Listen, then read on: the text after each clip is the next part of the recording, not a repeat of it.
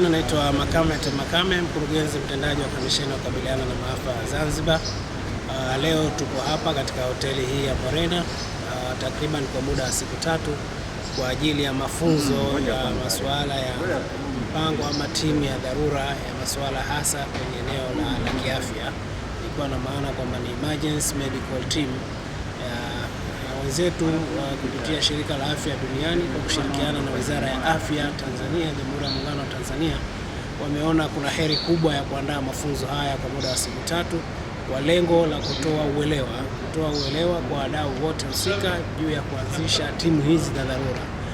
Na kwa ujumla niseme tu sisi kama Jamhuri ya Muungano wa Tanzania, eneo hili ni muhimu sana kwa sababu sasa hivi kuna majanga mengi yanatokana na wanyama kuja kwa binadamu, lakini pia tumewahi kukumbwa na majanga mbalimbali.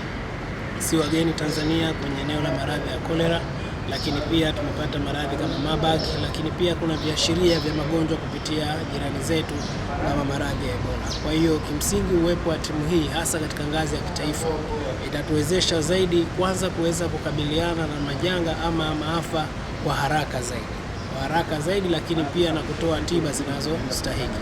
Na kwenye hili niwashukuru sana Mheshimiwa Marais akiwemo Dr. Samia Suluhu Hassan, lakini Mheshimiwa Dr. Hussein Ali Mwinyi kwa maelekezo yao na miongozo yao juu ya masuala haya ya dharura. Na tumeona kuna jitihada kubwa ikiwemo uwepo wa vituo vya afya, lakini hospitali mpaka hospitali za rufaa. Kwa kule Zanzibar sasa hivi tumejenga takriban hospitali 11 za wilaya, lakini kuna hospitali 2 za mikoa. Lakini ndani ya hospitali hizo tayari kuna unit hizi za masuala ya emergency kuonyesha juhudi za serikali. Lakini kwenye hilo katika ngazi za chini serikali imewawezesha hata hawa CHB kuonyesha kwamba na wao wanatakiwa kuchukua juhudi katika ngazi za mapema kabisa kukabiliana na dharura mbalimbali.